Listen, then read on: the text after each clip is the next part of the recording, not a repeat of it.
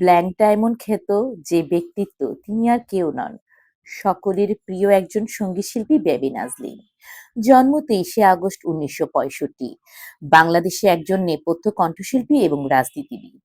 1976 সাল থেকে তিনি অনেক গান গেয়েছেন। তিনি 2003 সালে শ্রেষ্ঠ মহিলা গায়ক হিসেবে জাতীয় চলচ্চিত্র পুরস্কারও লাভ করেন। তিনি একাদশ জাতীয় সংসদ নির্বাচনে বিএনপির মনোনীত প্রার্থীও ছিলেন। তার সেরা প্লেব্যাক গানের 2002 এবং 2003 সালে বাচসাস পুরস্কারও জিতেছিলেন। তিনি সহিসী মানুষ চাই চলচ্চিত্রে অভিনয়ের জন্য 2003 সালের শ্রেষ্ঠ মহিলা প্লেব্যাক গায়কের জন্য জাতীয় চলচ্চিত্র পুরস্কারও জিতেছেন।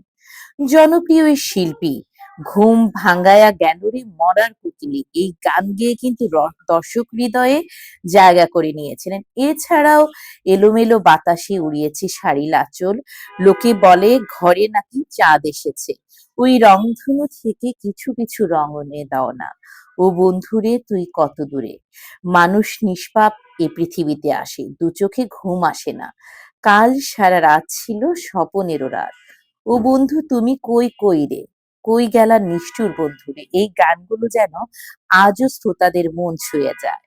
কিন্তু দুঃখজনক হলেও সত্যি, কেরিয়ারের সর্বোচ্চ চূড়ায় উঠে তিনি নাম লেখান বাংলাদেশের জাতীয়তাবাদী বিএনপির রাজনীতিতে।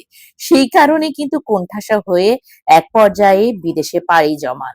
আওয়ামী লীগ সরকারের পতনের পর যুক্তরাষ্ট্র নিউ ইয়র্কে দীর্ঘ প্রবাস জীবন শেষে তিনি ঢাকায় ফিরেছেন। বিনোদন জগতের এই ব্ল্যাক ডায়মন্ড সঙ্গীত শিল্প ও বিএনপি চেয়ারপারসনের উপদেষ্টা।